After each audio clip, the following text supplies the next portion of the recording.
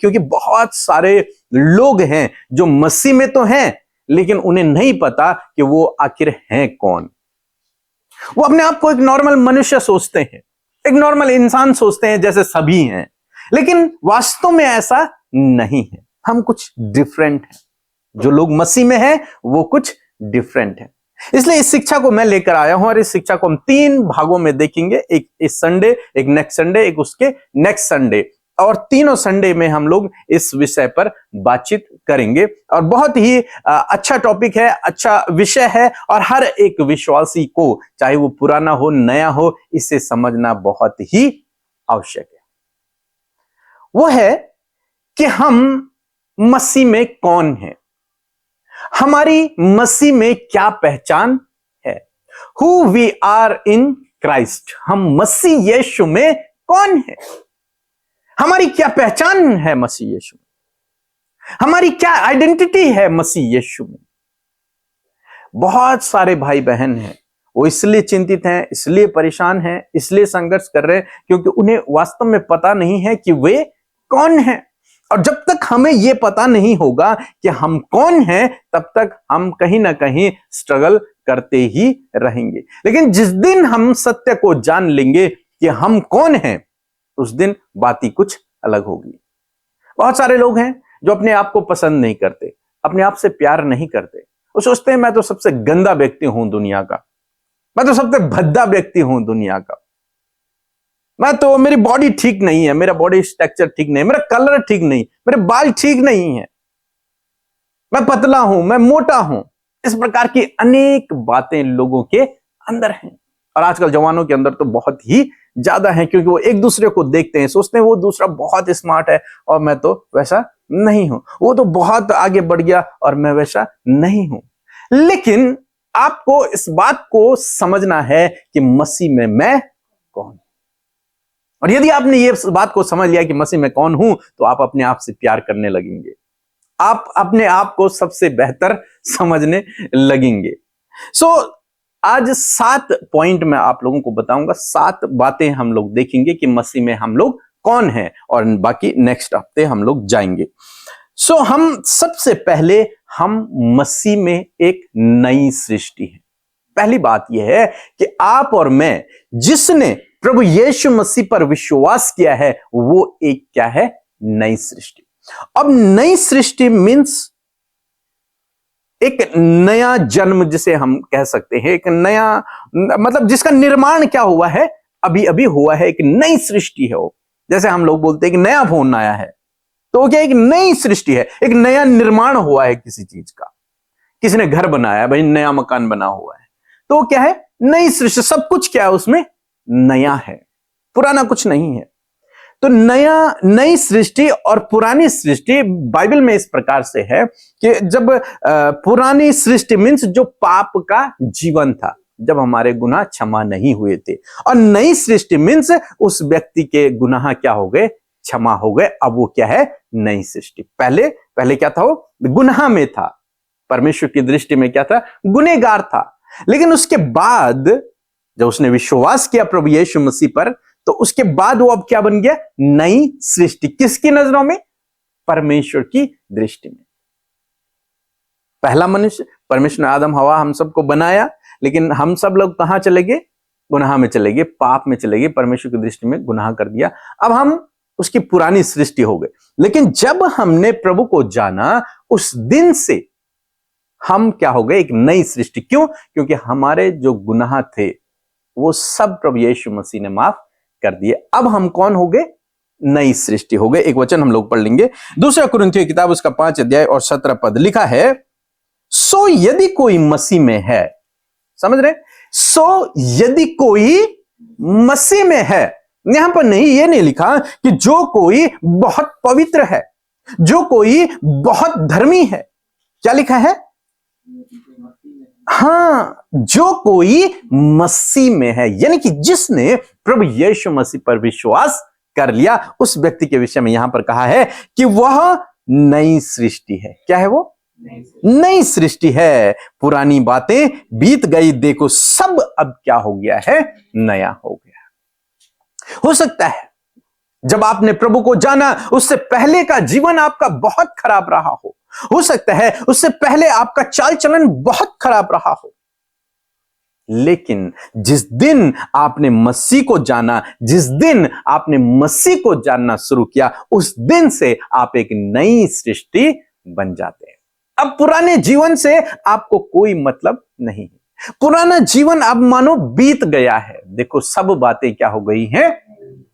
नहीं हो गई। पुरानी बातें बीत गई, अब उन्हें भी आपको याद नहीं करना। बहुत सारे भाई बहन हैं जो अपनी पुरानी बातों को याद करते रहते हैं। अरे मैंने वो गलत काम किया था, अरे मैंने उसके साथ ये गलत काम किया था, अरे ये मेरे जीवन में हुआ था, और उन बातों को सोच सोच कर वो अपना जीवन खराब करते रहते। लेकिन यदि वो इस बात को जान ले कि मैं मसीह में कौन हूं, तो फिर वो कभी भी इन बातों पर ध्यान नहीं करेगा। अगर वो इन बातों पर, इन गलत बातों पर, अपने पुराने जीवन पर ध्यान कर रहा है, तो इसका मतलब वो समझा नहीं है अभी कि वो नई सृष्टि बन चुका है। वो नई सृष्टि है। अब पुरानी बातें क्या हो गई? बीत गई। अब पुरानी बातों पर हमें ध्यान नहीं देना। जो था हमारा जीवन, वो था, वो पास्ट था, वो गया। अब तुम नई सृष्टि। तो पहली बात आपको यह समझना है कि आपने जिस दिन से मसीह यीशु में विश्वास किया, उस दिन से आप एक नई सृष्टि बन जाते हैं। अब पुराना मनुष्यत्व, अब पुराना जीवन जो पाप का था, जो गलत कामों का था, जो गलत था चाल चलन, वो सब अब क्या हो गया? समाप्त हो गया। अब प्रभु आपको उस दृष्टि से देख ही नहीं रहा। उसकी दृष्टि में आप कौन है? एक नए जन्मे हुए बच्चे हैं। बिल्कुल कोमल, शुद्ध, पवित्र बच्चे हैं आप उसकी दृष्टि में। क्यों? क्योंकि आपने क्या किया? मसीह पर विश्वास किया। लिखा है, यदि कोई मसीह में है तो वो क्या है? नई सृष्टि है।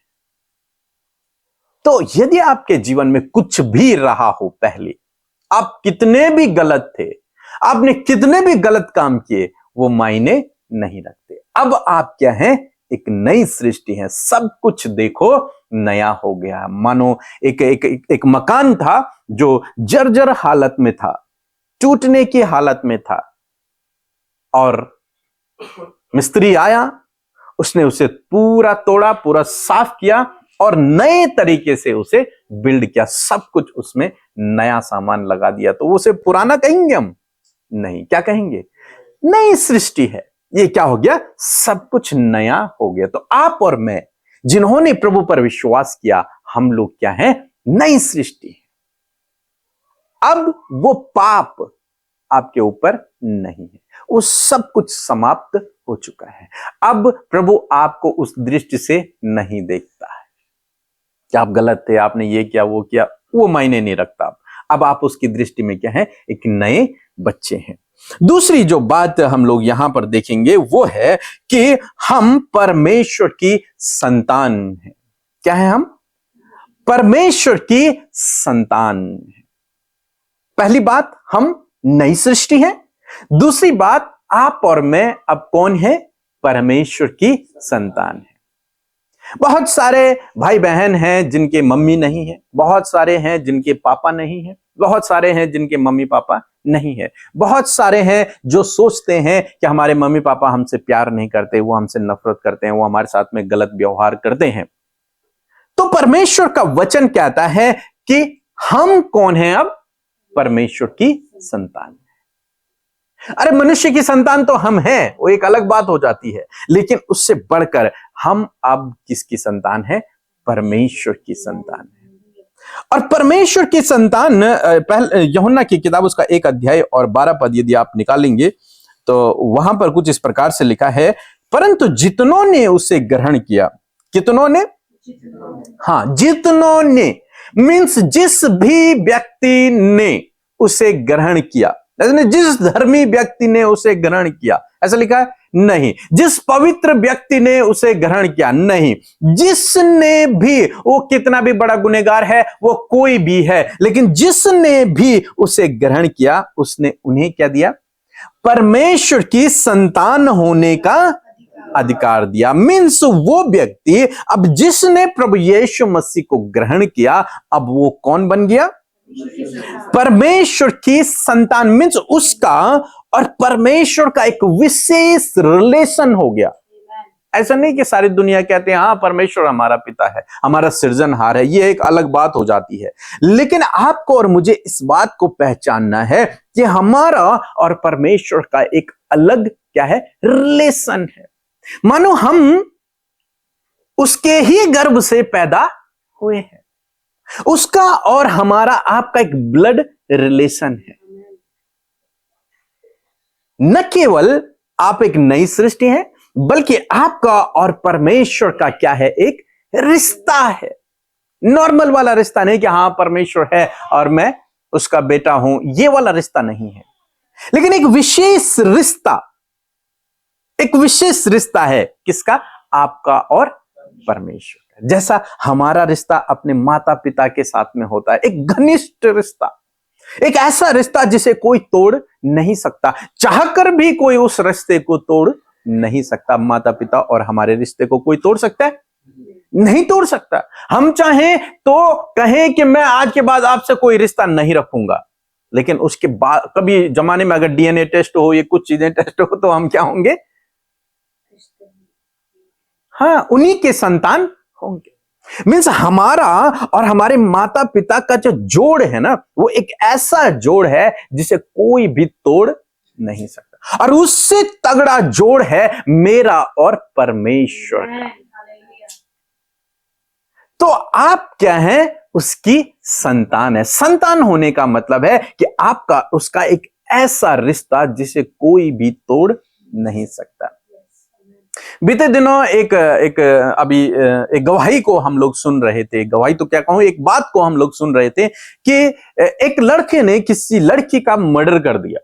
मर्डर करने के बाद वो लड़का जेल में है और उसकी मां ये जानते हुए कि मेरे लड़के ने किसी लड़की का मर्डर किया है, उसके लिए प्रार्थना करवा रही है। उसके लिए कह रही है कि वो जल्दी जेल से बाहर निकल आए।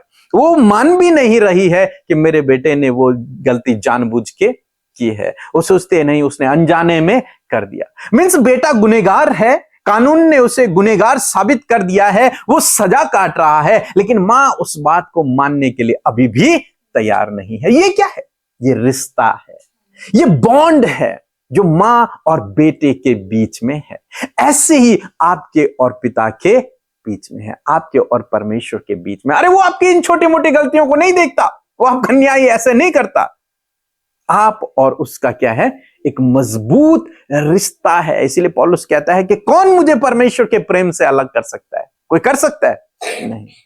कुछ प्रेम से, कुछ भी हमें परमेश्वर के प्रेम से अलग नहीं कर सकता, क्योंकि उसका और मेरा ऐसा रिश्ता है, फेविकॉल के जोड़ से भी मजबूत हमारा रिश्ता है।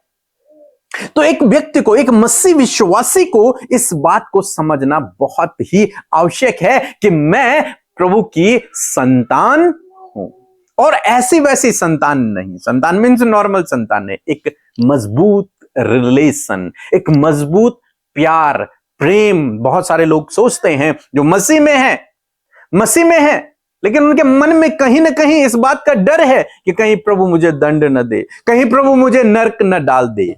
अरे नहीं, उसका प्रेम अगापे प्रेम है, उसके प्रेम की कोई सीमा नहीं है, उसका रिश्ता इतना मजबूत है जिसे कोई तोड़ नहीं सकता। ये पाप और ये शैतान आपको परमेश्वर के प्रेम से दूर नहीं कर सकता है। आपको परमेश्वर के हाथों से ये शैतान, ये पाप छीन नहीं सकता है। इसलिए इस बात को अपने दिल में आज बिठा लें कि आप परमेश्वर की संतान हैं, ऐसी संतान हैं जिसे परमेश्वर कभी भी निकालेगा नहीं, जिसे परमेश्वर अपने आप से कभी भी दूर नहीं करेगा, जिसका परमेश्वर ऐसी छोटी मोटी बातों से न्याय नहीं करेगा। आपका और उसका एक मजबूत क्या है? रिलेशन हो चुका, ब्लड रिलेशन हो चुका है। कोई चाहकर भी हमें अब उससे अलग नहीं कर सकता। अच्छा, पहली बार जब परमेश्वर ने, किसने अलग किया आदम को? पाप तो था, लेकिन कहा जाए तो परमेश्वर ने उसे अलग किया। परमेश्वर ने उसे अदन की वाटिका से दूर किया। समझ रहे हैं आप मेरी बात को? और यहां नए नियम में परमेश्वर फिर उसे करीब ला रहा है। जब परमेश्वर ने दूर किया तो कोई उसे करीब नहीं ला सकता, लेकिन अब परमेश्वर स्वयं उसे करीब ला रहा है, तो अब उसे कोई दूर नहीं कर सकता है परमेश्वर के प्रेम से। अब परमेश्वर ने स्वयं आपको पकड़ा है, स्वयं। पहले उसने दूर किया था, उसी ने किया था, लेकिन अब उसने करीब कर दिया, आपके गुनाहों को माफ करके आपको करीब कर दिया। तो मैं आशा करता हूं कि दूसरी बात आपको समझ आई होगी कि आप मसीह में कौन है। आप क्या हैं? उसकी संतान। ऐसी वैसी संतान नहीं, एक मजबूत रिश्ता है आपका और परमेश्वर का, जो किसी भी बात से, किसी भी कारण से टूट नहीं सकता है। अपने दिमाग से इस भ्रांति को निकाल लें कि परमेश्वर इस रिश्ते को तोड़ देगा या फिर शैतान इस रिश्ते को तोड़ देगा मेरे और परमेश्वर के रिश्ते को। नहीं, यह रिश्ता टूटेगा नहीं। इस भ्रांति को निकाल दे कि कहीं ऐसा ना हो कि मुझे नरक में जाना पड़े, कहीं ऐसा ना हो कि परमेश्वर मुझे दंड दे दे, पर कहीं ऐसा ना हो कि अपने राज्य से मुझे बाहर फेंक दे। नहीं, यदि आप मसीह में हैं तो आप उसकी क्या है? संतान है। और जब आप उसकी संतान हैं तो उसके वारिस भी आप हैं। संतान ही तो वारिस होगी या कोई और होगा? वारिस कौन होता है? संतान होती है। जो हमारे बच्चे होंगे वही हमारे क्या होंगे? वारिस होंगे। तीसरी बात यह है कि हम उसके क्या हैं? वारिस भी हैं। न केवल संतान बल्कि उसके वारिस। गलतियों की किताब उसका 4 अध्याय 7 पद लिखता है, इसलिए तुम अब दास नहीं परंतु पुत्र हो, और जब पुत्र हुआ तो परमेश्वर के द्वारा वारिस भी हो। अब तुम उसके क्या हो? वारिस भी हो। ओके, तीसरी बात जो हम लोग यहां पर देख रहे हैं, अपनी पहचान को हम लोग समझने की कोशिश कर रहे हैं कि मसीह में हम कौन है, मसीह में हमारी पहचान क्या है। अब तीसरी पहचान हम लोग देखते हैं कि हम चुने हुए लोग हैं। कौन है? चुने हुए लोग हैं। हम कुछ विशेष लोग हैं। इस इतनी बड़ी दुनिया में केवल आप पर परमेश्वर की नजर पड़ी। आप चुने हुए हो। आप समझते हैं, क्लास में अगर 100 बच्चे हैं और टीचर को कुछ कंपटीशन करवाना है, तो उनमें से कुछ ही बच्चों को टीचर क्या करेंगे? सेलेक्ट करेंगे। यदि किसी को मॉनिटर बनाना है तो उसमें से कुछ ही बच्चों को वो क्या करेंगे? सेलेक्ट करेंगे। कहीं दूसरे स्कूल में यदि लेकर जाना है या कहीं और किसी कंपटीशन में लेके जाना है तो किसी बेस्ट को चुनकर वो पूरी स्कूल से लेकर जाएंगे। मींस चुने हुए, मींस विशेष तरीके से परमेश्वर ने किसी विशेष उद्देश्य से आपको और मुझे क्या है? चुना हुआ है। ऐसे नहीं है हम लोग, ध्यान में रखिए इस बात को। हमारा चुनाव हुआ है और चुनाव के बाद हमें चुना गया। जैसे नेता होता है, प्रतिनिधि होता है, जनप्रतिनिधि, तो इलेक्शंस होते हैं। इलेक्शन के बाद उसे चुना जाता है कि ये हमारा विधायक होगा, ये हमारा प्रधानमंत्री होगा, चुना जाता है ये हमारा मुख्यमंत्री होगा। ऐसे ही आपको और मुझे, जो हम मसीह में हैं, हमें भी चुना गया है। हमारा भी चुनाव हुआ है। हो सकता है स्वर्गदूतों ने आपका चुनाव किया हो कि नहीं, ये प्रभु ये बेस्ट व्यक्ति है, प्रभु ये ठीक है, इसको ले ले। परमेश्वर ने आपका क्या किया है? चुनाव किया है। पहला पत्रस की किताब उसका 2 अध्याय 9 पद यदि आप पढ़ेंगे, वहां पर लिखा है, पर तुम एक चुना हुआ वंश हो। क्या हो? चुना हुआ वंश हो तुम लोग, और राजपदधारी याजकों का समाज, पवित्र लोग और उसकी निज प्रजा हो। तुम चुने हुए हो। तुम ऐसे नहीं हो कि किसी को भी आ गए, कहीं से भी आ गए। नहीं, आप क्या हो? चुने हुए हो। आप समझ रहे हैं, मैं तो छोटा सा विश्वासी हूं, अभी आ रहा हूं, मैं पाप में भी हूं, मैं पापी भी हूं, अभी मुझे बाइबल पढ़ना भी नहीं आता, मुझे प्रार्थना करना भी नहीं आता, मुझे कुछ भी नहीं आता है, मैं तो लोगों की दृष्टि में अभी तुच्छ हूं। लेकिन यह आपके लिए खुशखबरी है कि आप प्रभु के द्वारा चुने गए हैं। चाहे लोग आपको ठुकरा दें, चाहे लोग आपको गलत साबित कर लें, लेकिन परमेश्वर का वचन कहता है कि यदि तू मसीह में है तो तुम्हें किसने किया है? किसने चुना है? परमेश्वर ने। लेकिन तुम चुना हुआ क्या हो? वंश हो। अब्राहम को परमेश्वर ने चुना। क्या किया? चुना। और जब उसे चुना तो परमेश्वर ने उसके द्वारा बहुत बड़ी आशीष को दिया। मूसा को परमेश्वर ने चुना और उसके द्वारा इजराइलियों को छुड़ाया।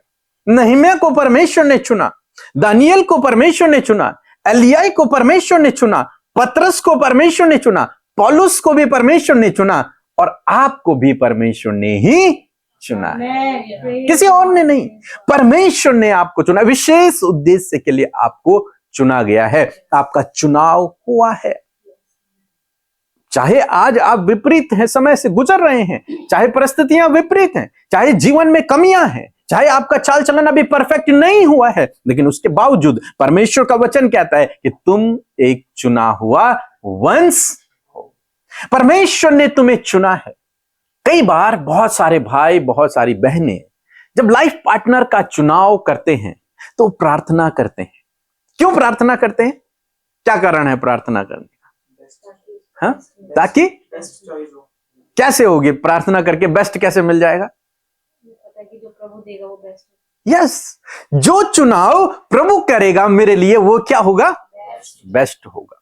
इसलिए हम विश्वास करते हैं और सभी लोग प्रार्थना करते हैं। हमने भी प्रार्थना की, आप लोग भी करेंगे और करते हैं सभी लोग। अभी मैं एक बुक लिख रहा हूं, उसमें भी मैंने ये सिखाया है कि अपने लाइफ पार्टनर के लिए सबसे पहले हमें क्या करना है? प्रार्थना करना है।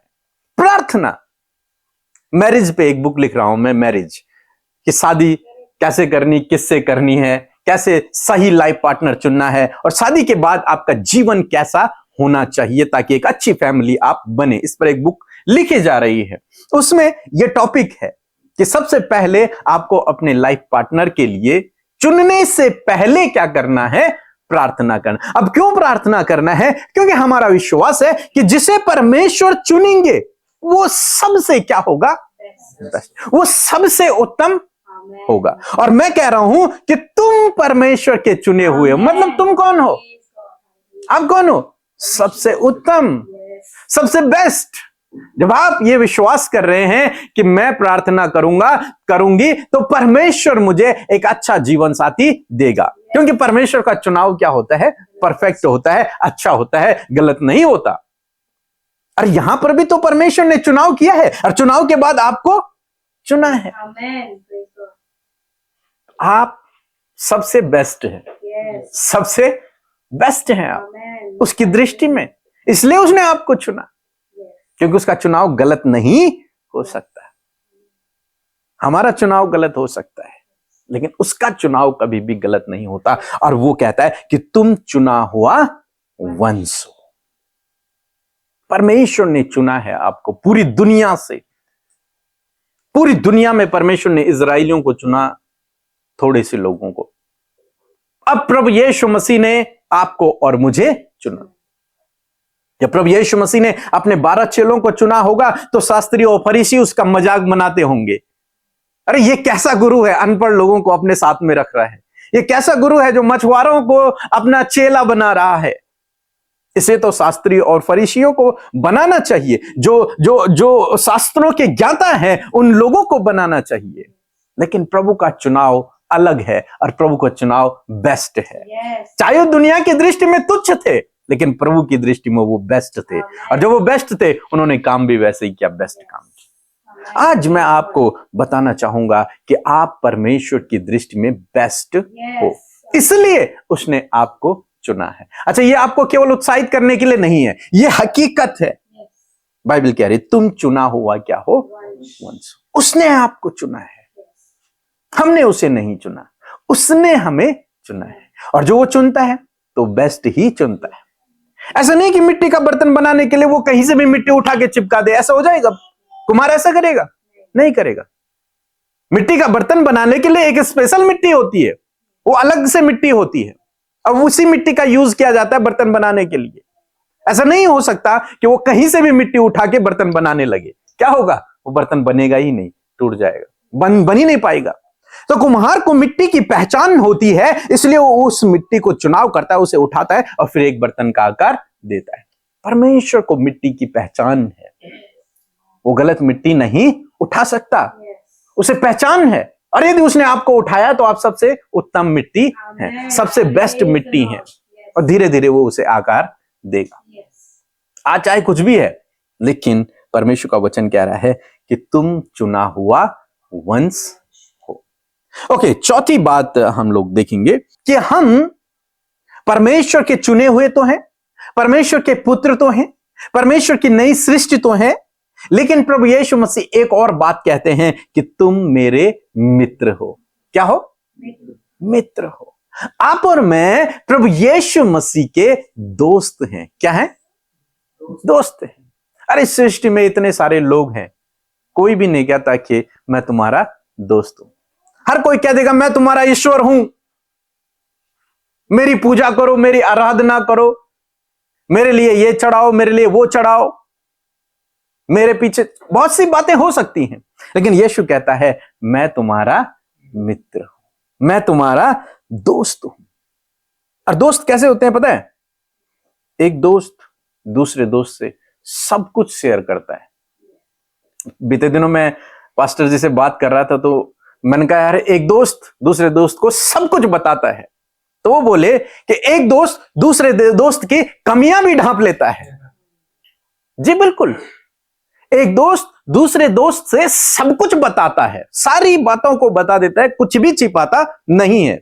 एक दोस्त दूसरे दोस्त की कमियां भी ढांप देता है, उसकी कमियों को छुपा देता है ताकि उसका भला हो, इसलिए कई बार ऐसा करता है। यहां पर परमेश्वर इसी प्रकार से प्रभु यीशु मसीह हमारा भी दोस्त है।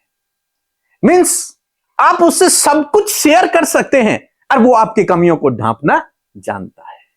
आप उससे सब कुछ शेयर कर सकते हैं, अपनी हर एक बात को उससे शेयर कर सकते हैं। किससे? प्रभु यीशु मसीह से। और वो ऐसा मित्र है कि वो आपकी कमियों को ढांपना जानता है, वो उन्हें क्या कर देगा? ढांप देगा। और प्रभु यीशु मसीह ने भी सब कुछ आप पर और मुझ पर प्रकट कर दिया। मीन्स उसने अपनी सारी दिल की बातें, जो कुछ प्लान था, उसकी योजना थी, वो सब उसने हमें बता दिया कि ऐसा ऐसा होगा, आने वाले दिनों में ये होगा। सब कुछ एक दोस्त को जैसे अपनी सारी कहानी बता दी जाती है, वैसे प्रभु यीशु मसीह ने अपनी सारी कहानी को अपने दोस्तों को, अपने मित्रों को, आपको और मुझे सबको बता दिया। तो आप भी अपनी सारी बातों को उससे बता सकते हैं, क्योंकि वो आपका सच्चा मित्र है। लिखा है यूहन्ना की किताब उसका 15 अध्याय 15 पद में, यदि आप पढ़ेंगे, लिखा है कि अब से मैं तुम्हें दास न कहूंगा, क्योंकि दास नहीं जानता कि उसका स्वामी क्या करता है। एक सेवक, एक दास नहीं जानता, नौकर नहीं जानता कि उसके मालिक के मन में क्या चल रहा है, उसके स्वामी के मन में क्या है, उसके स्वामी का क्या प्लान है, ये नौकर नहीं जानता। लेकिन कहता है परंतु मैंने तुम्हें मित्र कहा, क्योंकि मैंने जो बातें अपने पिता से सुनी वे सब तुम्हें बता दिए, इसलिए अब मैंने तुम्हें क्या कहा है? मित्र कहा। मैंने तुमसे कुछ भी नहीं छिपाया, मैंने सब कुछ, जो कुछ मेरे पिता ने मुझे दिया था, मुझे समझाया था, वो सब मैंने तुम पर प्रकट कर दिया। यहां तक कि मैं फिर कब आऊंगा वो भी मैंने तुम्हें बता दिया। सब बातें मैंने तुम पर प्रकट कर दी। मीन्स प्रभु यीशु मसीह कौन हुए? सच्चे मित्र। अब आपको भी चाहिए कि आप भी सब कुछ प्रभु यीशु मसीह के सामने रख दें। एक सच्चे मित्र की तरह उसने आपको सब कुछ बता दिया, आपको भी उसे सब कुछ बता देना है। और आपका सच्चा मित्र इतना अच्छा है कि वो आपकी कमियों को क्या कर देगा? ढांप देगा। वो आपकी कमियों को ज्यादा उजागर नहीं करेगा, वो उन्हें माफ कर देता है। तो प्रभु यीशु मसीह आपका कौन है? मित्र है। अरे उन सांसारिक दोस्तों पर भरोसा रखने से अच्छा है कि आप प्रभु यीशु मसीह पर भरोसा रखें, क्योंकि वो आपको कभी नहीं छोड़ेगा और कभी नहीं त्यागेगा। वो आपको कभी भी धोखा नहीं देगा। और सांसारिक मित्र क्या हैं? वो अभी प्रॉमिस करेंगे और कल क्या हो जाएंगे? मुकर जाएंगे। बीते दिन हमने सुना कि एक बहन ने हमें बताया कि उनका किसी लड़के के साथ में प्यार प्रेम था, लेकिन कुछ समय बाद हुआ कि उस लड़के ने अपनी शादी कर दी। अब ये लड़की क्या है? उसके पीछे पागलों की तरह भटक रही है, चाहती है कि उसकी शादी टूट जाए और फिर से मेरे से शादी हो जाए। लेकिन उसको इतनी बात समझ में नहीं आई कि ये मेरा झूठा मित्र था, ये सच्चा मित्र नहीं था। यदि सच्चा मित्र होता तो ये मुझे कभी भी धोखा नहीं देता। यदि सच्चा मित्र होता तो यह मुझे कभी भी छोड़ता नहीं। आज बहुत सारे जवान मनुष्यों पर भरोसा कर लेते हैं, शायद उनके रंग रूप को देखकर, उनकी पढ़ाई को देखकर, उनके टैलेंट को देखकर उन पर भरोसा कर लेते हैं, उनके पीछे चलने लगते हैं। अब जो ये कहेगा वही मैं करूंगी या करूंगा। लेकिन मैक्सिमम टाइम, आजकल आप न्यूज में बहुत सी कहानियों को सुन रहे हैं, मैक्सिमम टाइम 99% टाइम क्या मिल रहा है? धोखा मिल रहा है। लेकिन यदि आप आज की डेट में प्रभु यीशु मसीह को अपना मित्र बनाते हैं तो प्रभु यीशु मसीह आपको कभी भी धोखा नहीं देंगे, कभी भी नहीं छोड़ेंगे, कभी भी नहीं त्यागेंगे। तो प्रभु यीशु मसीह का आपको कौन है? मित्र। आप प्रभु यीशु मसीह के कौन है?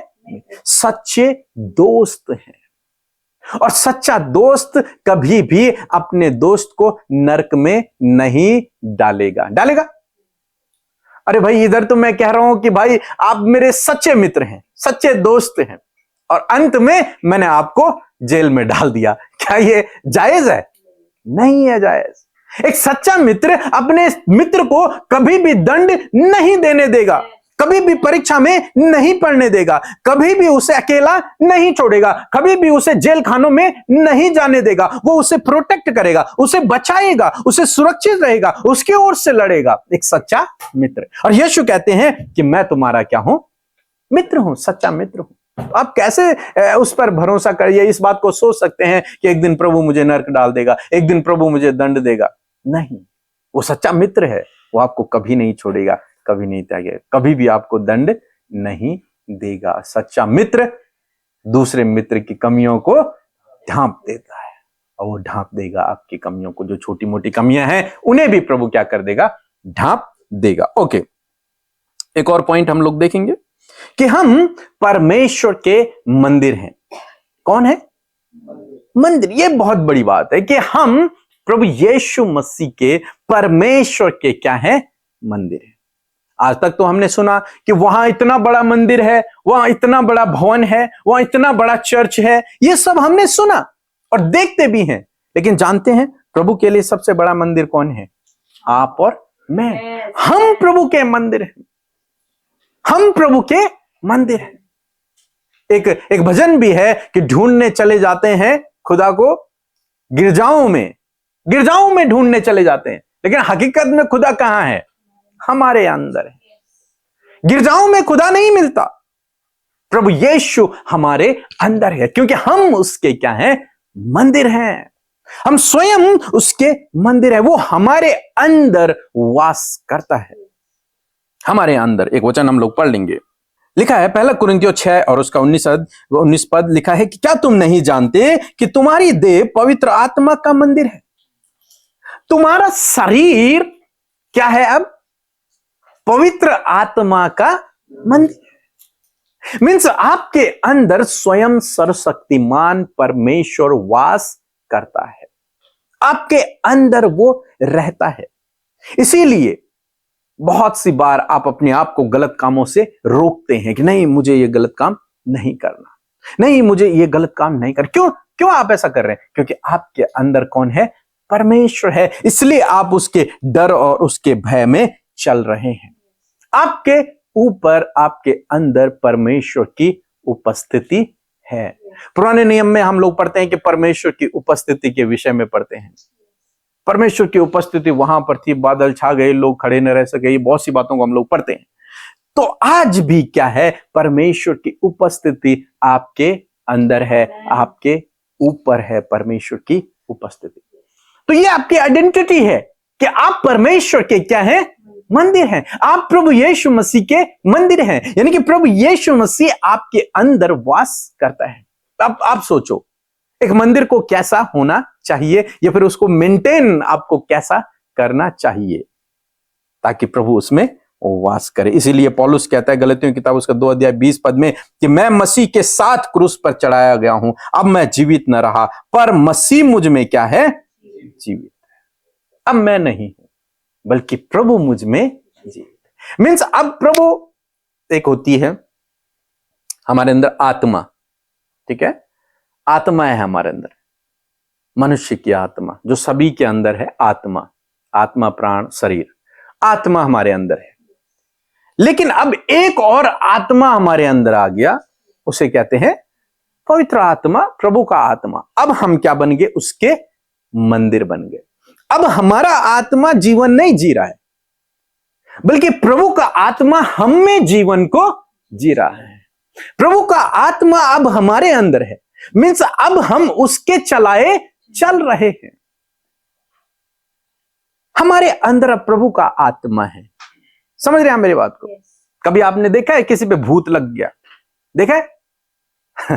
हमने बहुत देखा है।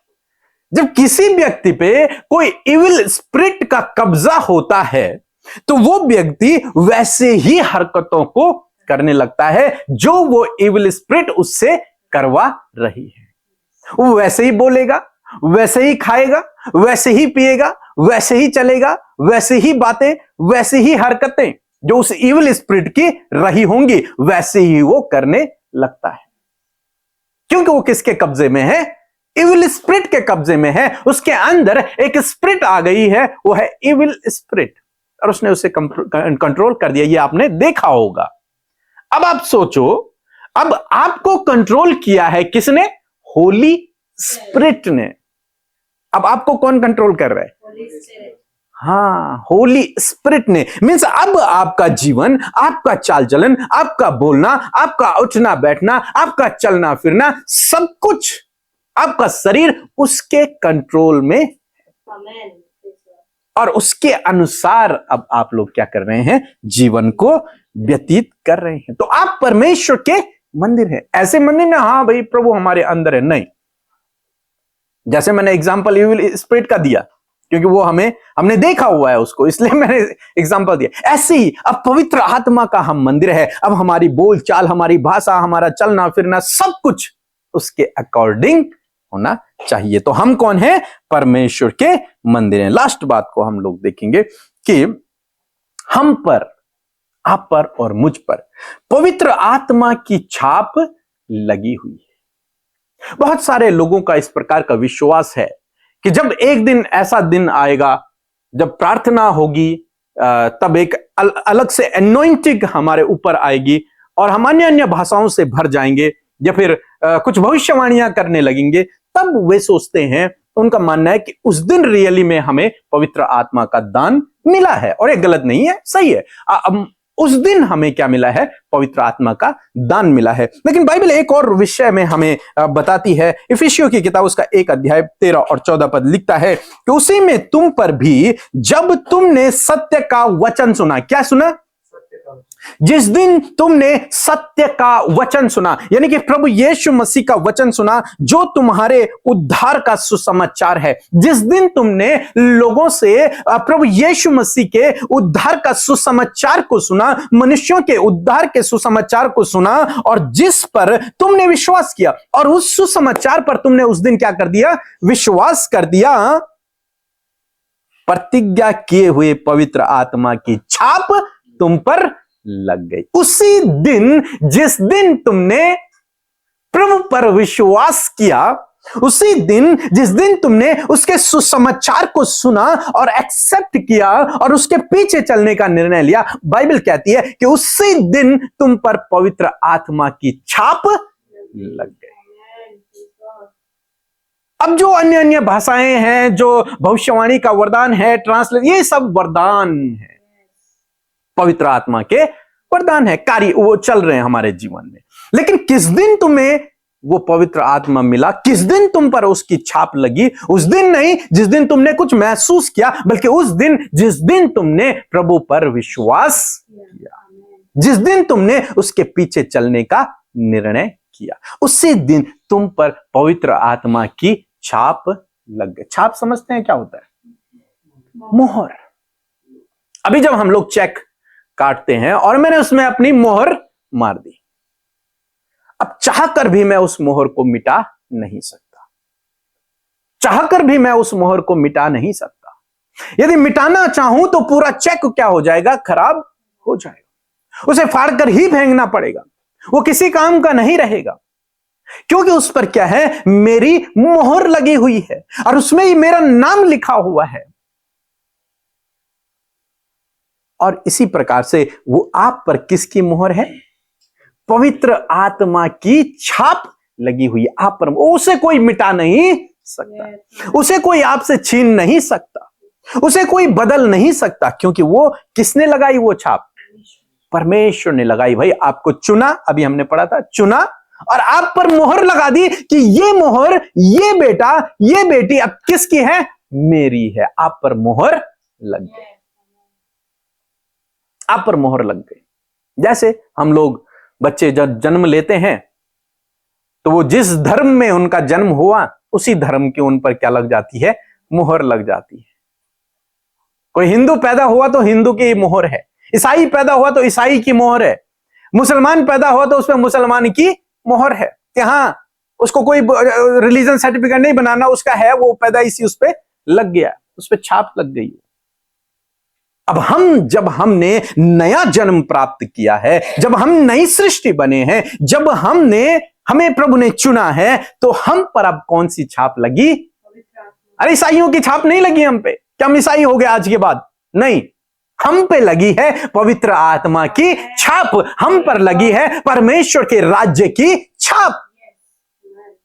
समझ रहे हैं आप मेरी बात को? पवित्र आत्मा की छाप आप और मुझ पर लगी हुई है। अब इस छाप को कोई बदल नहीं सकता। जो व्यक्ति मसीह में है उस पर अब क्या है? पवित्र आत्मा की छाप है। आप पर, मुझ पर। बहुत सारे लोग बोलते हैं जो अन्य भाषा नहीं बोल पाते, वो सोचते हैं कि हमारे अंदर पवित्र आत्मा है ही नहीं। एक्चुअल में उन्हें समझना है इस बात को कि पवित्र आत्मा क्या है, या फिर परमेश्वर में हमारी पहचान क्या है। लिखा है तुम पर छाप लगी हुई है, लिखा है तुम परमेश्वर के मंदिर हैं। अब तुम्हें पता नहीं है इस बात का, तुम डिनाई कर रहे हो कि नहीं हमारे अंदर पवित्र आत्मा नहीं है। तो ये फिर गलत शिक्षा, ये फिर आपको अभी सत्य पता नहीं है। आपके अंदर पवित्र आत्मा है, तभी आप प्रभु को स्वीकार कर रहे हैं, तभी आप प्रभु के कार्यों में शामिल हो रहे हैं, तभी आप प्रार्थना कर रहे हैं, तभी आप वचन पढ़ रहे हैं, तभी आप सत्य के पीछे चल रहे हैं, तभी आप पाप करने से अपने आप को रोक रहे हैं, क्योंकि आपके अंदर क्या है? परमेश्वर का आत्मा, वो पवित्र आत्मा आप पर छाप लगी, आप चुने हुए हैं। तो मैं आशा करता हूं कि आप लोग समझ गए होंगे। एक बार हम लोग देखेंगे पहली बात जो हमने देखी थी, हम परमेश्वर में नई सृष्टि हैं। हम सब लोग एक नई सृष्टि हैं। दूसरी बात हमने देखी कि हम परमेश्वर की संतान हैं, और यदि संतान है तो उसके उत्तराधिकारी भी हैं। तीसरी बात हमने देखी कि हम चुने गए लोग हैं, विशेष लोग हैं, चुने गए लोग हैं। चौथी बात हमने देखी कि यीशु हमारा मित्र है, यीशु हमें मित्र कहता है। पांचवी बात हमने देखी कि हम परमेश्वर के मंदिर हैं। और छठवीं बात हमने देखी कि हम पर परमेश्वर की मोहर लगी हुई है। एक और हम लोग देखेंगे, सातवीं बात। सात मैंने कहा था कि हम मसीह के शरीर हैं। हम कौन है? एक बात तो यह है कि प्रभु हमारे अंदर है, एक बात यह है कि हम मसीह के अंग हैं, हम मसीह का शरीर हैं।